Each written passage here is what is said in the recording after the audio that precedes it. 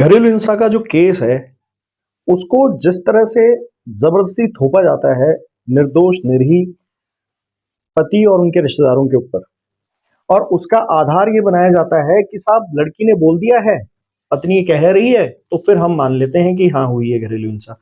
अब आ जाइए, नोटिस दे दिया है आपको और आइए केस लड़िए। इतना आसान है क्या ये सब? इतना आसान अगर ये है तो फिर कानून किस लिए बनाए जाते हैं? बंद कर दीजिए कानून, ठेकेदारी ले लीजिए जैसे खाप पंचायतें कर रही थी, वैसे यहाँ पे भी न्याय होना शुरू हो चुका है। खाप पंचायतों में और आज के टाइम में फैमिली कोर्ट्स और ट्रायल कोर्ट्स के 50-60% जजेस की यही पोजीशन है, और इससे कोई इनकार नहीं कर सकता। अगर आप मेरी बात से सहमत हो तो आज कमेंट सेक्शन में जोरदार हंगामा करके जाइएगा, शोर मचा के जाइएगा, जिससे कि ये तो पता लगे कि हाँ लोग व्यथित हैं। तो दोस्तों, इसका कोई सॉल्यूशन है क्या? सॉल्यूशन तो हमेशा से था, सेक्शन में था, क्वेश्चन में था, सब जगह पे था, पर इसको डिफाइन कोई नहीं कर रहा है, समझाना कोई नहीं चाह रहा है। सबकी बढ़िया रोटी चल रही है तो क्यों आपके बारे में सही राय प्रकट करेंगे? बस क्योंकि वो मजिस्ट्रेट साहब हैं या जज साहब हैं, आप उनके दरबार में खड़े हो जाइए और अपनी जिंदगी को बर्बाद करने के लिए कहीं ना कहीं 2-4 साइन कर दीजिए। तो इस सॉल्यूशन के बारे में आज के इस वीडियो में बात करेंगे। नमस्कार, मैं हूं राहुल सैफ, लीगल चैनल में आपका स्वागत करता हूं।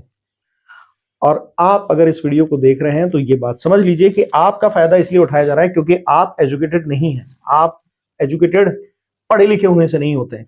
कानून की भाषा में एजुकेटेड वो आदमी है, लर्नेड वो आदमी है जिसने कानून को एक बार पढ़ा है और समझा है। और इतने मुश्किल कानूनों से आप नहीं गुजर रहे हैं। अगर पत्नी और पति के केसेस को आप फेस कर रहे हैं तो 4-5 सेक्शंस हैं, प्रॉपरली उन पे थोड़ी सी पकड़ होनी चाहिए, रिजल्ट आ जाता है।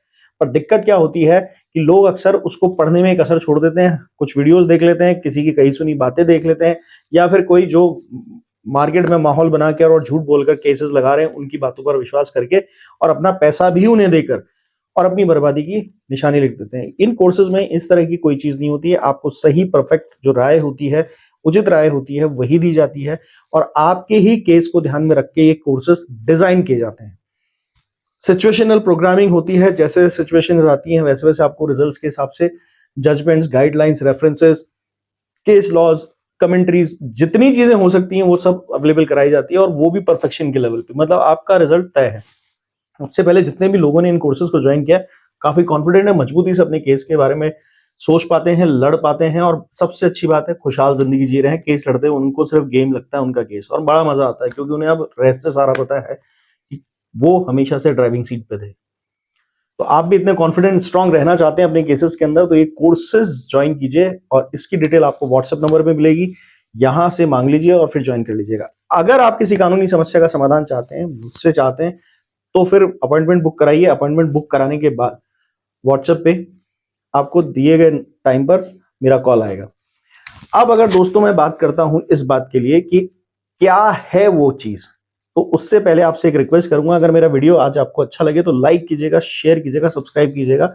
घरेलू हिंसा का केस जो है वो किसी भी हालत में मजिस्ट्रेट साहब की पावर के अंदर नहीं है कि उनके कॉग्निजेंस में जो उन्हें अच्छा लग गया, फैशन में जो उन्हें आ गया, वो आप पे केस लगा सकते हैं। जी नहीं, बिल्कुल नहीं है।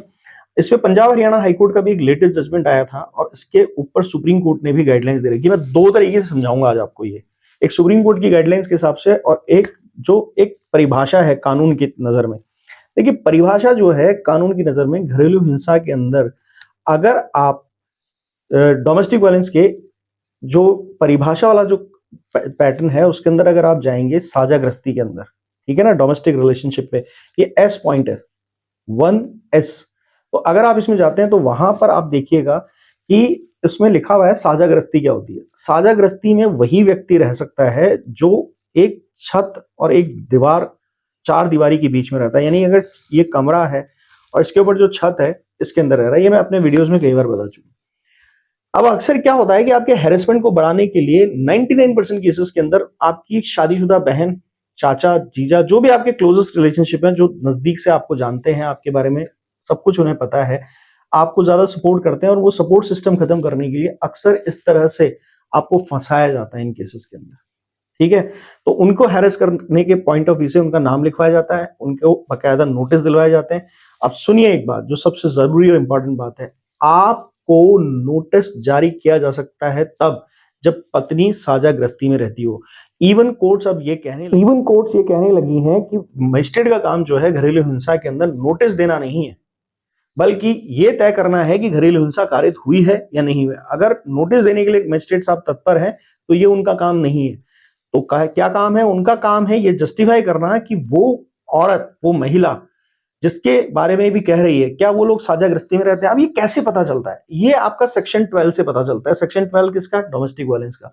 उसमें क्लियर कहा गया है कि मजिस्ट्रेट जो रिपोर्ट बनेगी ना प्रोटेक्शन ऑफिसर की, उस पर विचार करेगा। विचार करने का मतलब ही नहीं है प्रोटेक्शन ऑफिसर का अच्छा ठीक है देख लिया और रख दिया। विचार करेगा मतलब वो रिपोर्ट कैसे बनाएगा, पहले ये समझ लीजिए। मैं पहले भी अपने कई वीडियोस में बता चुका हूं, वो बकायदा आपके ज्यादातर पीहर से कराती हैं।